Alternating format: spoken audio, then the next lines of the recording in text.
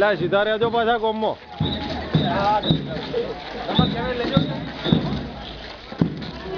ના હવે જરૂર નહીં, હવે એનાથી પાડજો.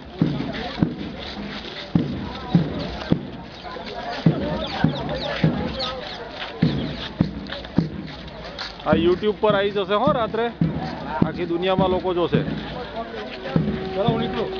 સારું તો થેન્ક યુ સાહેબ.